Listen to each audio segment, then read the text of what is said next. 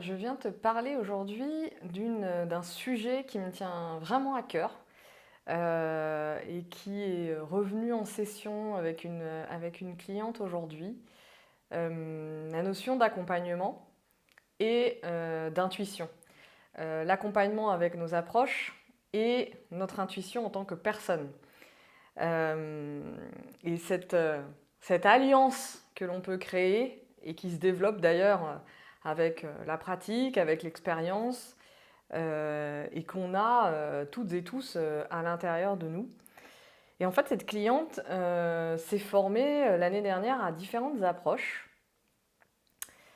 qu'elle intègre dans son accompagnement. Et elle m'expliquait qu'en séance, parfois, elle se retenait de dire certaines choses, des choses qu'elle voit, qu'elle perçoit chez son client, et qui sont source de blocage, source peut-être de blocage pour passer à l'action, de frein, etc. Et de démotivation. Et elle me disait que parfois elle se retenait de parler du sujet qu'elle pouvait voir, qu'elle pouvait pressentir, de peur de déplaire, de peur de brusquer, de peur comment dire, de heurter son client et que ce client désapprouve ce qu'elle fait, soit mal à l'aise, etc. Donc voilà, ces notions je trouve intéressant quand on accompagne quelqu'un, jusqu'où on va dans notre accompagnement et finalement, ce qu'il y a de plus vivant en nous peut s'exprimer dans cette partie, dans cette séance, dans ces séances que nous faisons avec nos clients. C'est justement des moments de vie et d'imprévus, puisque nous ne savons pas comment notre client va réagir. Quand on accompagne l'humain et qu'on l'accompagne avec toutes ses facettes, oui, on peut avoir des programmes, un déroulé, etc. Mais il y a aussi toute cette facette, toutes ces facettes, tous ces imprévus qui font partie de la vie et qui font pour moi partie du vivant de la séance en fait. Et je trouvais intéressant justement le fait de ce sujet entre nos approches et ce qu'on sait faire, nos outils, nos compétences, nos savoir-faire et cette partie intuitive de notre humanité en fait, hein, et comment on pouvait mettre ça en lien dans une session. Et donc, moi, je voulais parler de justement ce qu'elle ressentait, cette cliente qui est accompagnante, ce qu'elle ressentait du coup comme frustration, mais aussi comme comment dire, comme presque agacement ou colère envers elle, de ne pas pouvoir aller suivre son élan finalement, de pouvoir comme avec ces mots, je reprends ces mots, mais danser. Et donc, moi, je rajouterais danser avec l'imprévu dans la séance.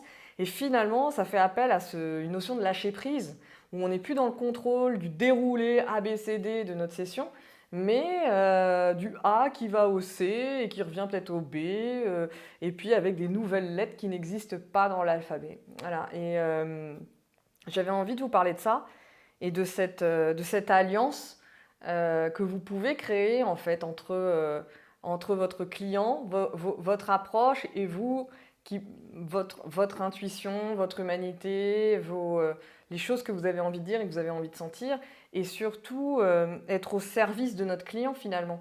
Parce que quand on se retient et qu'on se retient de dire quelque chose parce qu'on a vu tel ou tel point qui pourrait être source de transformation, source de discussion, de dialogue, pour débloquer potentiellement quelque chose, notre client, il vient pour ça finalement. Il vient pas pour qu'on le caresse dans le sens du poil, et il vient pas pour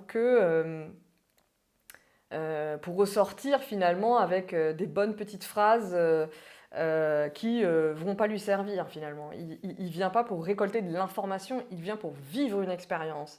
Et pour moi, c'est ça l'accompagnement. Quand je parle d'accompagnement, je m'adresse vraiment aux coachs et aux thérapeutes, parce que pour moi aussi, le coaching et la thérapie sont de plus en plus amenés à faire des liens et à être dans l'alliance et pas dans l'opposition comme pendant longtemps ça a été culturellement opposé.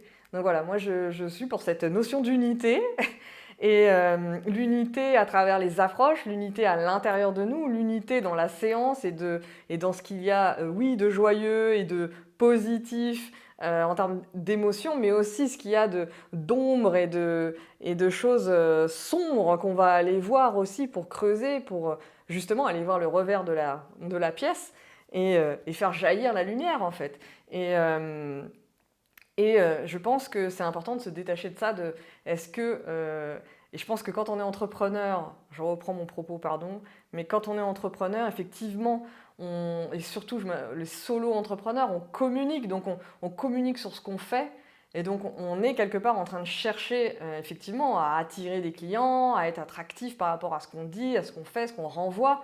Mais après, il y a ce qui se passe dans la séance, il y a ce qui se passe dans la session. Et là, on n'est plus du tout sur la même chose, on n'est plus là dans la même posture de communication. On n'est pas dans la communication en termes de métier, on est dans la communication avec là d'humain à humain et dans un rapport de je t'aide à te transformer et je t'amène, je te montre le chemin potentiellement, je te montre les étapes, etc.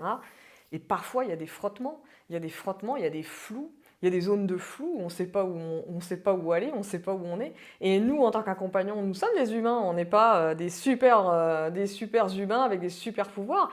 Donc pour moi, ça fait partie aussi de ça, de dire quand quelqu'un arrive démotivé, en stress, n'a pas fait ce qu'il était censé faire avant, etc., avant la séance, d'ouvrir des espaces d'accueil, d'être dans cette capacité d'accueillir ce qui est, ce qui est là, ce qui est présent dans l'instant, d'accepter ces zones de flou, d'accepter ces zones de silence, d'accepter qu'on ne sait pas, d'accepter qu'on ne sait pas ce qu'il faut faire là dans l'instant, que ça ne vient pas, mais aussi d'accepter ces moments pour justement mieux sentir à l'intérieur de soi ce que ça génère en fait finalement.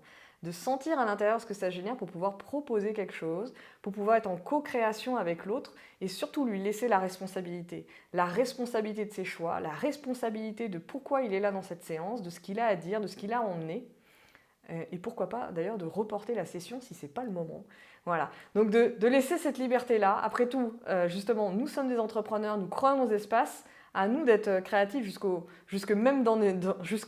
jusqu'au bout des séances, au point de ne pas la faire. Voilà, j'avais envie d'aborder ce sujet-là entre cette notion de vivant dans nos séances, cette notion d'intuition, cette capacité que l'on peut avoir en tant que praticien, praticienne, à voir les choses, à sentir les choses, parce qu'on vient pas seulement avec notre regard, notre parole, on vient avec notre corps, et donc avec nos sensations, nos 5 sens. Et dans cette année 2021, comme je dis souvent, notre seule boussole est notre corps, et encore plus particulièrement cette année. Voilà, donc je vous invite à être dans vos sensations. Si cette vidéo vous a parlé, si cette question de voilà, comment tu laisses ton intuition passer dans tes accompagnements, dans tes séances, je t'invite à répondre en commentaire. Et voilà, je me ferai un plaisir de te répondre et d'échanger avec toi. Je te dis à bientôt.